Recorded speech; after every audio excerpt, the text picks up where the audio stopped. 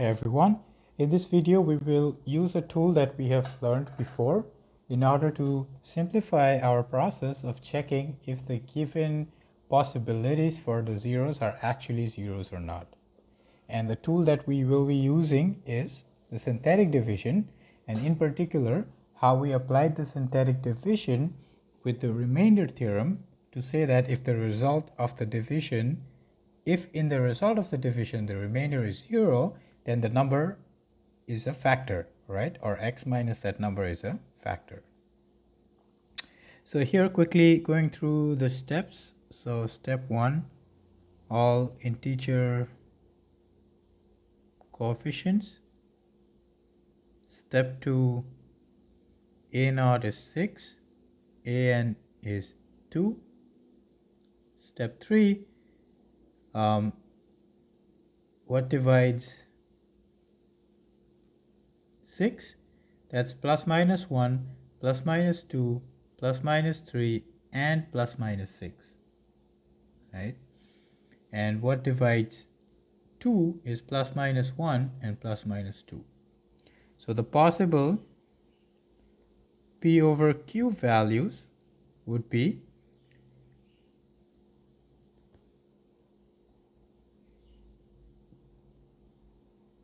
plus minus 1 over plus minus 1, plus minus 1 over plus minus 2, plus minus 2 over plus minus 1, plus minus 2 over plus minus 2, plus minus 3 over plus minus 1, plus minus 3 over plus minus 2, plus minus 6 over plus minus 1, plus minus 6 over plus minus 2.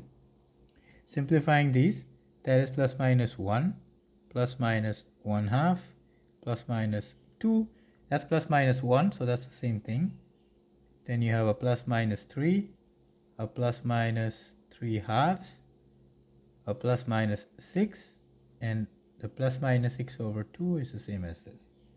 So you have 1, 2, 3, 4, 5, 6, 7, 8, 9, 10, 11, 12 things to potentially check.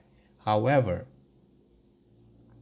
it's a cubic, right? Cubic means there's only going to be 3 roots. So in the process of checking, if we find 3, then we're done. So it makes sense not to deal with the fractions to start off, right? So to start off, I'm going to check for the plus minus 1. So step 4. So I'm going to use the synthetic division. So 2, well, that's not the, I think the box is the other way. Yeah. So 2, 1, negative 13, 6. And I'm going to start with 1. Right. So what does it say? It says copy 1 times 2, 2, 3, 1 times 3, 3, negative 10, negative 10, negative 4. So that doesn't work. Next one, negative 1, 2, 1, negative 13, 6. So you see how this is faster because the computation is much simpler. Negative 2, 1, negative 12, 12, 18, that doesn't work. So let's move on to the next integer, which is 2. 2, 1, negative 13, 6. 2, 4, 5, 10, negative 6, 0. So that's a potential candidate. Not potential, but it is a 0. Then we have 2, negative 4, negative 3, 6, negative 7, 14, 20. So that's not. So far, the one we have found is doing the synthetic division with 2. Which means that from here, we have x minus 2 is a factor by the remainder theorem. Because remember, this number is whatever is x minus, the second part is what we use for the synthetic division. Okay, now let's check for the 3. 3, 2, 1, negative 13, 6, which goes to 2, 6, 7, 21, 8, 24, 30, doesn't work. Negative 3, 2, 1, negative 13, 6. 2, negative 6, negative 5, 15, 2, negative 6, 0. Oh, that works. So the second one is negative 3, right? Which means x plus 3 is a factor. So we're left with finding a third one, right? So we found 2. Now here what you can do is, once you found 1, right, what does this say? This says that x, what we started, 2x cubed plus x squared minus 13x plus 6. If I divide this by x minus 2, I'm going to get this quotient, which is 1 power less. So it's 2x squared plus 5x minus 3.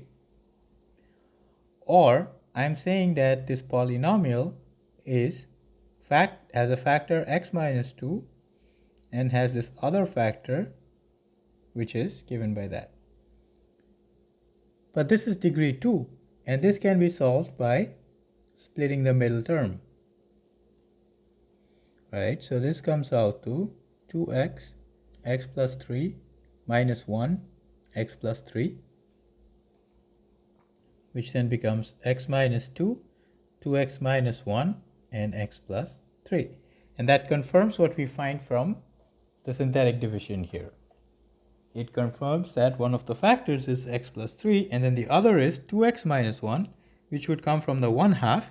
However, we don't want to deal with the fraction ones in the synthetic division, right? So what you can do is, here, because the degree is 3, once you find one of the factors, you have the quotient, and you can check if you can actually factor this. Because reducing the degree by 1 makes it a degree 2, which is much easier to factor since you can use the splitting in the middle term method. So that factors that particular example. Now let's look at an application.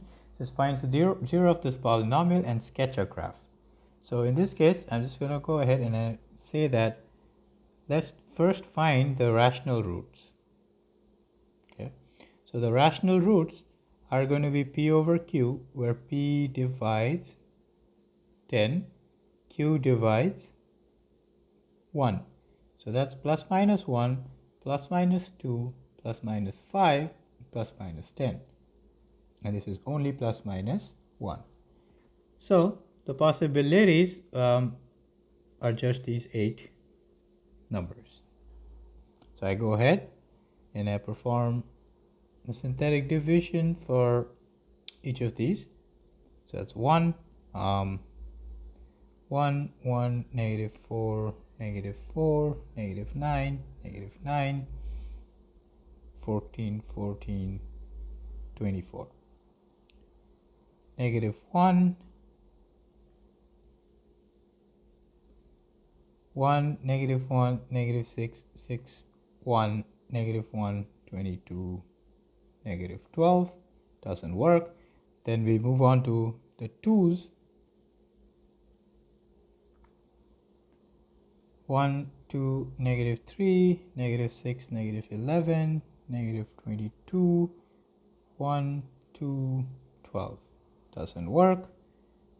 Negative 2, 1, negative 2, negative 7, 14, 9, negative 18, 5, negative 10, 0. That's good. So we have 1, right? Because this is a negative 2, this means x plus 2 is a factor, and this quotient is 1 degree less. So that's a degree 4, which means this is 3 cubed minus 7x squared plus 9x plus 5.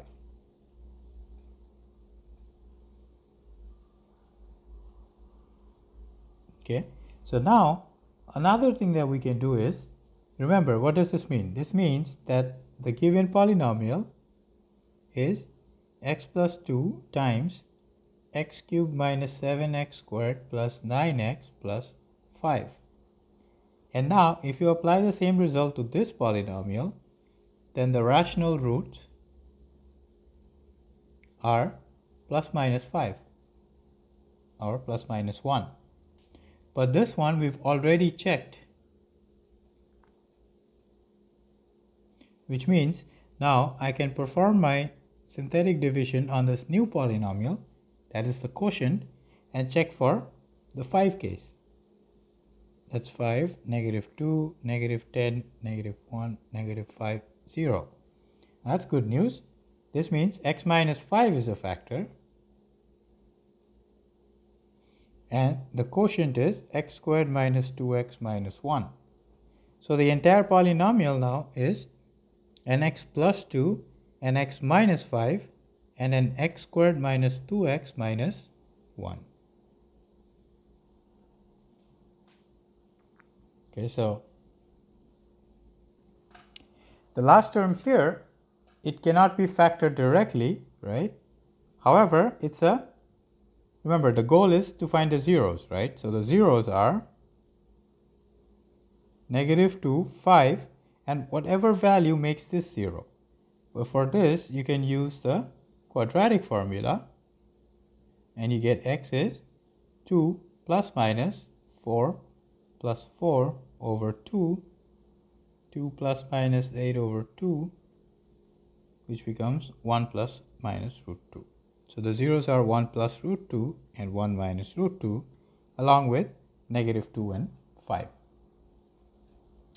So because of the complication of finding the zeros, sometimes we have to use a bunch of tools together, right? So here I used synthetic division to find one factor.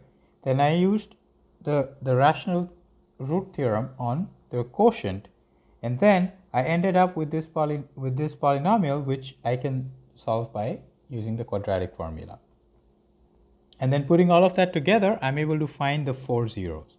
So sometimes when you find the zeros, some of them may be nice. The nice ones are the rational ones that we've already found, or we've seen how to find them. But then some other ones will not be nice because they are not rational. But as long as they are degree 2, you can find them because you know this alternate method of finding it, which is using quadratic formula. Okay, so those were the 2 examples. In the next few videos, we're going to learn more tools which will help us approximate or estimate the zeros when we are not able to actually find them. That's it for this video.